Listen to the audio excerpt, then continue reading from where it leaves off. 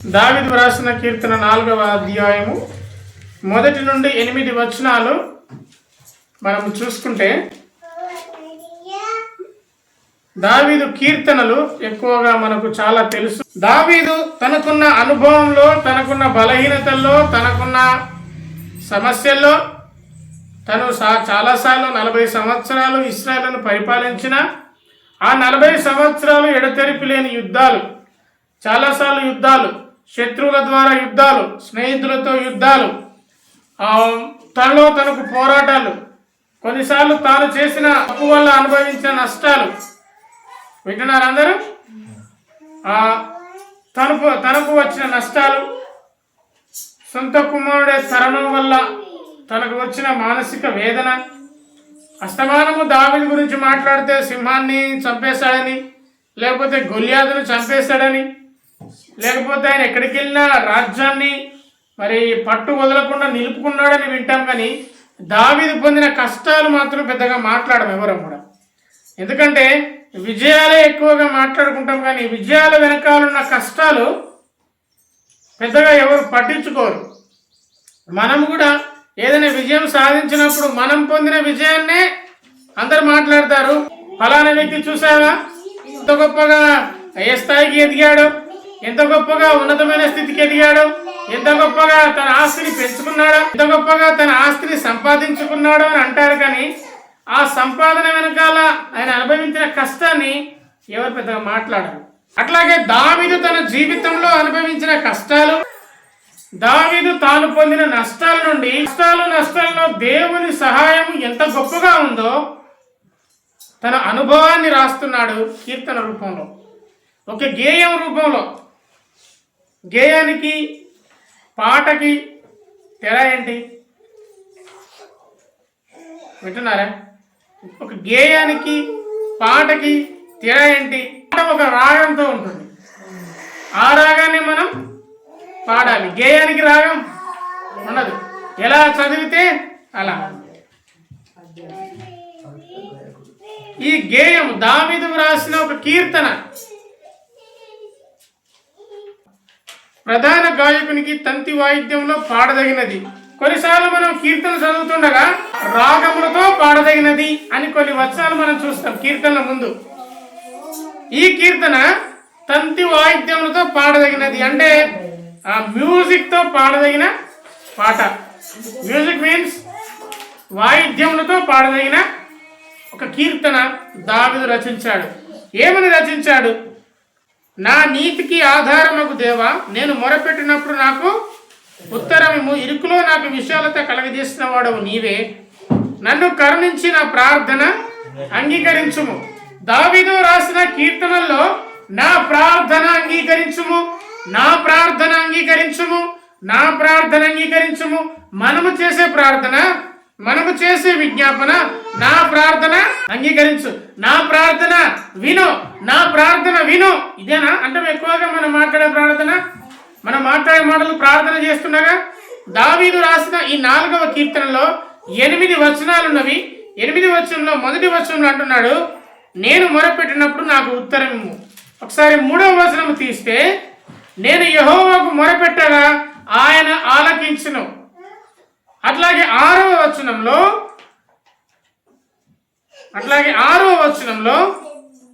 యెహోవా నీ సన్నిధి కాంతి మా మీద ప్రకాశింపజేయము. 3 సార్లు విజ్ఞాపన ప్రార్థనలు. తండ్రి నా ప్రార్థన నీవు ఆలకించుము, రెండవదిగా నా ప్రార్థన నీవు ఆలకిస్తావు, తండ్రి నీ ముఖకాంతి నా మీద ప్రకాశింపజేయము. ప్రార్థన మనం ఎప్పుడైనా చేశామా? తండ్రి నేను ప్రార్థన చేస్తున్నా, నాకు జవాబు నీవు. తండ్రి నీ ముఖకాంతి నా మీద ప్రకాశింపజేయము, తండ్రి నా ప్రార్థన అంగీకరించుము. చూడండి, దావీదు కూడా మనలాగానే ప్రార్థన చేస్తున్నాడు. దావీదునకు దేవుడు అనేక సార్లు తోడైనా, దావీదునకు అనేక సార్లు దేవుని సహాయం ఉన్నా, ఎక్కడికి వెళ్ళినా దేవుడు అతనికి తోడైనా, అతని ప్రార్థన మాత్రము ఒక సామాన్యమైన వ్యక్తులు చేసే ప్రార్థన లాగానే ఉన్నది. నీ ముఖకాంతి నా మీద ప్రకాశింపజేయము అని తను ప్రార్థించినట్టుగా మనం ఇక్కడ చూస్తున్నాం. దేవునికి స్తోత్రం. ఒకసారి 5వ వచనం చూస్తే నీతియుక్తమైన బలులు అర్పించుచు యెహోవాను నమ్ముకొనుడి. అందరూ చెప్పండి, నీతియుక్తమైన బలులు అర్పించుచు యెహోవాను నమ్ముకొనుడి. మొదటిసారిగా నా ప్రార్థన ఆలకించుమంటున్నాడు. రెండవదిగా 3వ వచనంలో నా ప్రార్థన వింటాడు అంటున్నాడు. మీరు ఎలా ఉండాలి అంటే మీరు నీతియుక్తమైన బలులు అర్పించచ్చు, దేవుణ్ణి నమ్ముకోండి. అనండి, దేవుణ్ణి నమ్ముకోనండి.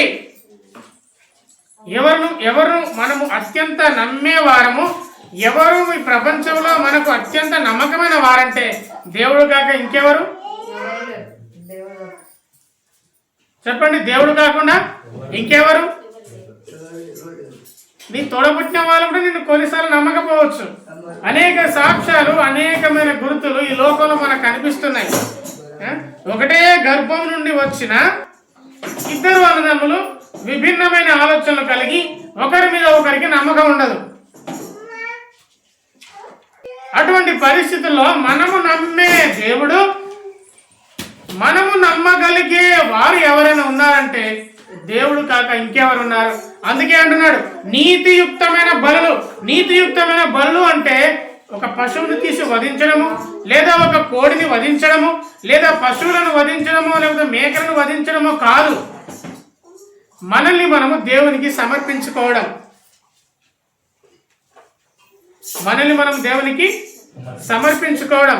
ఆ సమర్పణ గనక మనకు లేకపోతే, ఆ సమర్పణ గనక మనకు రాకపోతే, ఆ సమర్పణ గనక దేవుని పట్ల మనకు ఆ శ్రద్ధ లేకపోతే నీ ప్రార్థన ఆయన అంగీకరించడు. నీ యొక్క ఏ కార్యాన్ని ఆయన అంగీకరించేవాడు కాదు. అందుకే మొదటి వచనంలో అంటున్నాడు, నా నీతికి ఆధారభూతుడమగు, నా నీతికి ఆధారమగు దేవా, నేను మొరపెట్టినప్పుడు నాకు ఉత్తరమేమో. నా నీతికి ఆధారమగు దేవా. మన నీతికి ఆధారం ఎవరు చెప్పండి? మనము నీతిమంతులుగా తీర్చేది ఎవరు చెప్పండి? ఈ లోకంలో ప్రజలు నీతిమంతులుగా తీరుస్తారా? ఈ లోకంలో ఉన్నవారు మీరు ఎంత మంచి పని చేసినా దాని వెనకాల కొరుకుతా అంటారు అన్నట్టు, ఎలకేదా కొరికినట్టు. ఎంత మంచి పని చేసినా దాని వెనకాల నీ యొక్క తప్పును వెతుకుతుంటా అంటారు. కాబట్టి నా నీతికి ఆధారం ఎవరంటే నీవే. ఒకవేళ దావీదుకు కూడా ఇటువంటి అనుభవాలు ఉండొచ్చు. దావీదైతే ఏ పాపము చేయలేదు, ఒక్కసారి తప్ప. ఒక్కసారి ఒక స్త్రీని మరి మోహించి ఆమెతో వ్యభిచారం చేసి ఆమె భర్తను చంపడం. ఆ సందర్భంలో తప్ప దావీదు ఏ సందర్భంలోనూ పాపము చేసినట్టుగా మనము పరిశుద్ధ గ్రంథంలో చూడం. తను ఎప్పుడు నిస్వార్థంగానే ఉన్నాడు. కానీ దావీదు అంటున్నాడు, నా నీతికి ఆధారమైన దేవా, నేను మొరపెట్టినప్పుడు నాకు ఉత్తరం ఇమ్ము. ఇరుకులో నాకు విశాలత కలగజేసిన వాడవు నీవే. ఇరుకు అంటే అర్థం ఏంటి? ఇరుకు అంటే అర్థం ఏంటంటే శత్రువు పనిన వల, శత్రువు వేసిన ఉచ్చు. ఆ శత్రువు వేసిన ఉచ్చు నుండి విశాలతలోనికి, ఆ శత్రువు పనిన వల నుండి విడుదల కలగజేయడం. తండ్రి, నేను శత్రువుల ఉచ్చులో పడిపోకుండా నీవు నాకు సహాయము చెయ్యి. ఇప్పుడు మన శత్రువు ఎవరు చెప్పండి? సాతాను.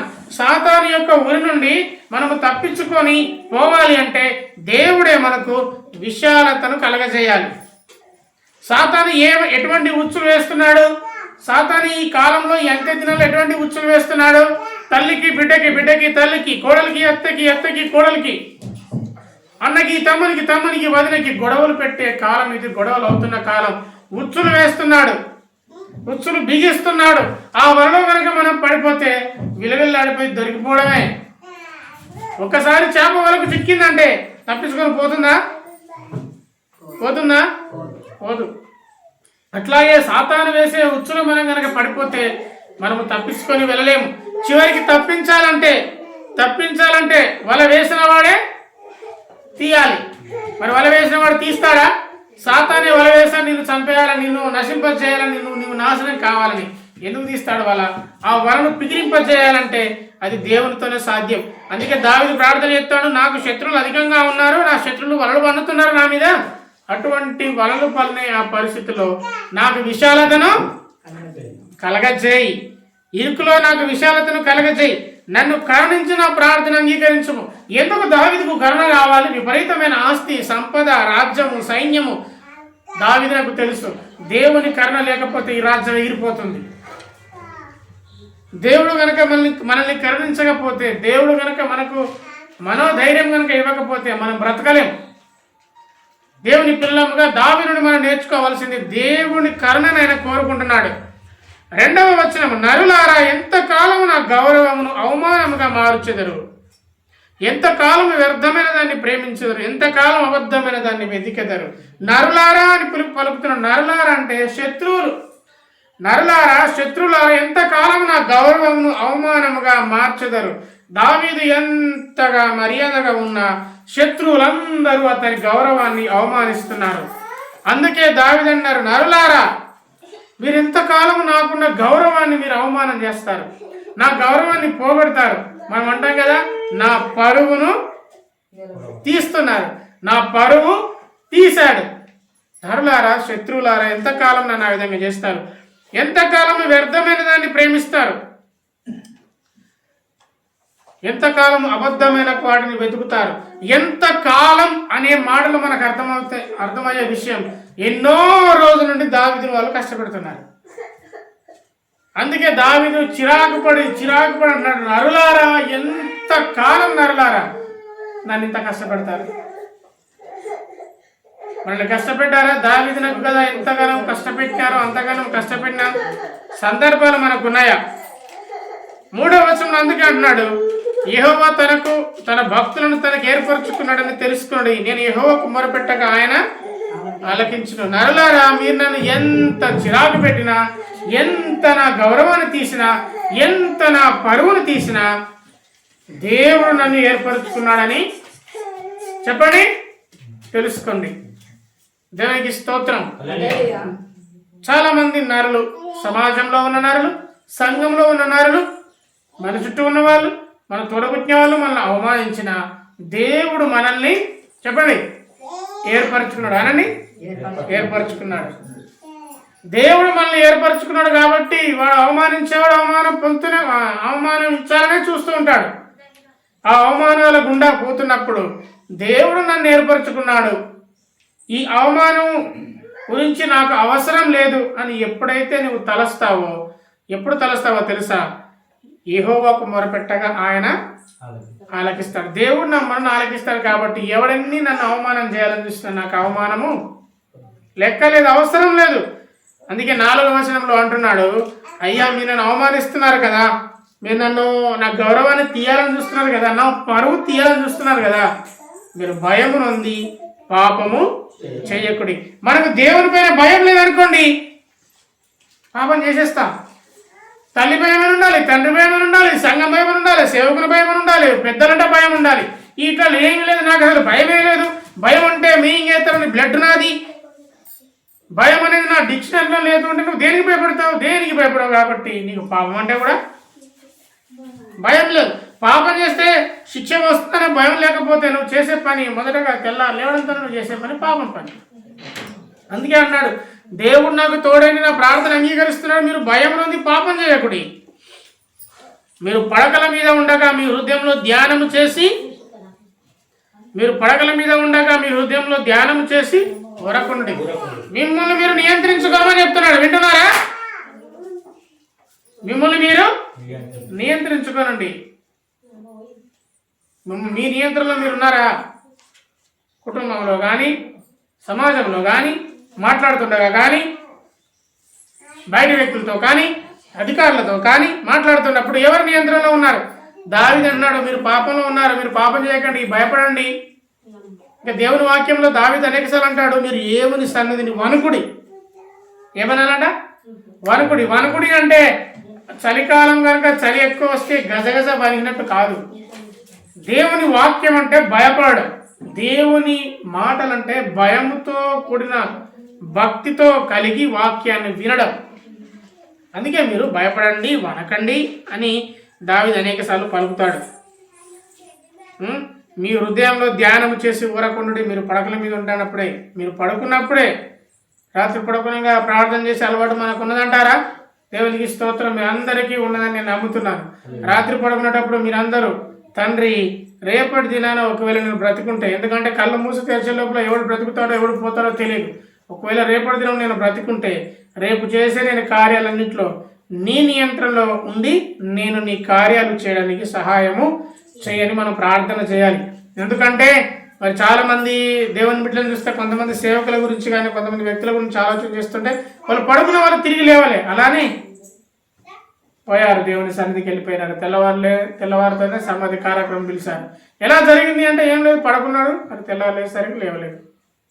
కాటరంలోకి పాస్టర్ గారు ఉన్నారు, వారైతే పడుకున్నారు. పడుకున్న తర్వాత లేపలేసరికి లేవలేదు, చనిపోయాడు. అటువంటి అనేక సందర్భాలు మనకు తెలుస్తుండగా మరి దేవుడు ఒకవేళ ఆయుష్ ఉంటే మనం నిద్రలేస్తాం, లేకపోతే మనము ఎక్కడికి వెళ్తామో తెలియదు. కాబట్టి మీ హృదయంలో ధ్యానం చేసి పడుకోండి. మీరు మీ నియంత్రణలో ఉన్నారో రాత్రి, మరి ఈరోజు అంతా కూడా నేను దేవుని నియంత్రణలో ఉన్నానో ఎవరి నియంత్రణలో ఉన్నానో ఆలోచన చేసి దేవుని సన్నిధిలో మన పాపములు ఉంటే ఒప్పుకుందాం. తండ్రి, రేపటి దినమున కూడా నేను ఒకవేళ ఆయుష్ ఉంటే నేను నియంత్రణలో ఉంటాకు నువ్వు సహాయం చేయమని దేవుణ్ణి అడుగుదాం.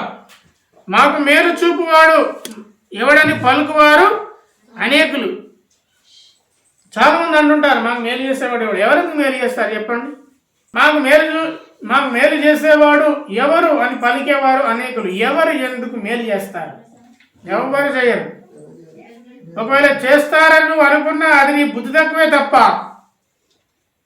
మరేది కాదు. చేస్తారా మీకేమైనా మేలు? ఎవరు చేయరు. ఒకవేళ చేసినా దాని వెనకాల ఏముంటుంది? స్వార్థం ఉంటుంది.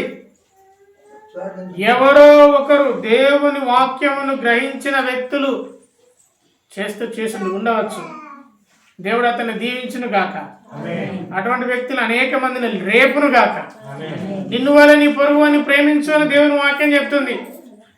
మాకు మేలు ఎవరు చేస్తారు అని అనేక మంది ఆలోచన చేస్తుంటారు. దావీదు అనుకోవచ్చు, తండ్రి నేను మరి సౌరాజులను ధనవంతుడు చెట్ల పంటి, అడవిల పంటి, గుట్టల పంటి, గుహల పంటి వెళ్ళిపోతున్నాడు, నాకు ఎవడు మేలు చేస్తాడంటే దావీదు నాకు ఎవ్వరు కూడా మేలు చేశారా? చేయలే. యోనాతాను మేలు చేసినా అప్పటికే ఆలస్యం అయిపోయింది. యోనాతాను కూడా రక్షించాలని అనుకున్నా ఆయనతను కూడా కాలేదు. యోనాతాను ఒక్కడు ఎంతమంది సైన్యాన్ని ఆపగలుగుతాడు? అందుకే దావీదు తన అనుభవం నుండి చెప్తున్నాడు, మేలు చేసేవాడు ఎవడునో ఉండడు. కాబట్టి మేలు చేయాలి, అక్కడి నుంచి మేలు చేయాలి, ఇక్కడి నుంచి మేలు చేయాలని ఆశపడితే ఏ లాభము లేదు. అయితే దేవుణ్ణి మాత్రమే నమ్ముకోనండి. అదే దేవుని వాక్యంలో యెహోవా నీ సన్నిధి కాంతి మా మీద ప్రకాశింపచేయము. అందుకే నీకు మేలు ఎవరు చేయరు నాయన, నీవు మాత్రమే నాకు మేలు చేయి, నీ ద్వారా మాత్రమే నాకు మేలు కలగాలి. ఆమేన్. అరే దేవుడు చేసే మేలు శాశ్వతమైనది.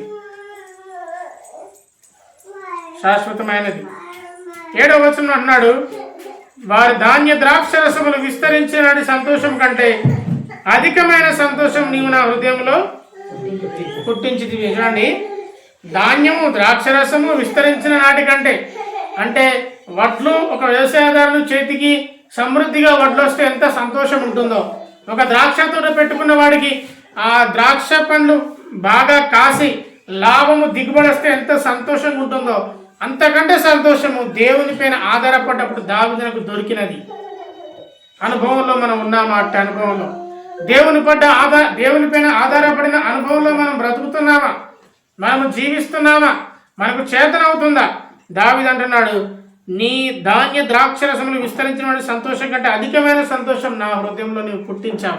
నిరాశవాదులు, ఆ నిరాశను ఉంటున్నవారు, నిరాశలో బ్రతుకుతున్న వారికి ఈ వాక్యం ఎంతో ఆదరణ కలిగిస్తుంది.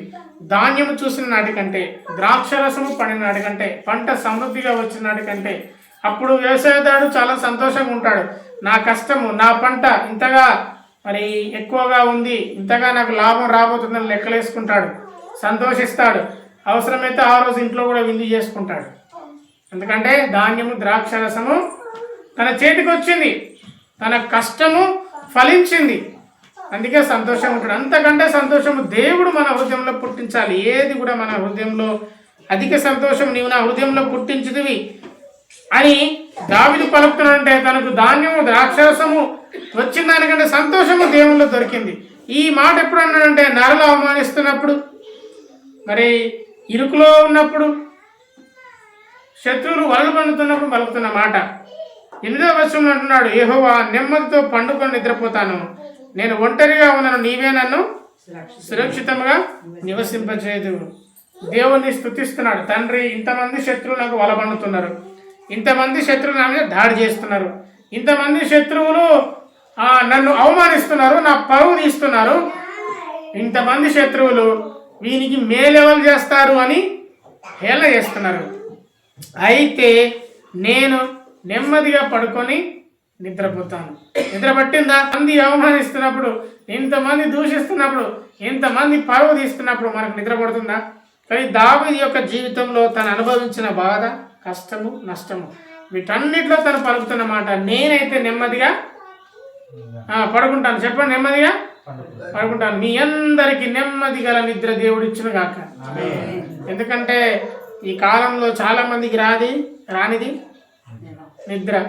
అనేక రోగాలకు కారణం నిద్ర లేకపోవడం, హార్ట్ అటాక్లకు కారణం నిద్ర లేకపోవడం, మన శరీరంలో ఏ రోగానికైనా కారణం నిద్ర లేకపోవడమే. సరైన నిద్ర లేకపోతే తలనొప్పి వస్తుంది, సరైన నిద్ర లేకపోతే కాళ్ళు చేతులు గుంజుతాయి, సరైన నిద్ర లేకపోతే మెదడు సరిగా పనిచేయదు. మెదడుకు రెస్ట్ అవసరం 8 గంటలు. మెదడుకు ఎంత రెస్ట్ ఇస్తే మన గుండె అంత బాగా పనిచేస్తుంది. మన శరీరంలో కొన్ని రెస్ట్ తీసుకునే అవయవాలు ఉన్నాయి. నిద్రపోయినప్పుడు కాళ్ళు, చేతులు, మెదడు, ఇంకేటివి, కళ్ళు, నోరు, జ్ఞానేంద్రియాలు ఏది పనిచేయవు. కానీ కొన్ని పని చేయాలి. పని చేయకపోతే చచ్చిపోతాం.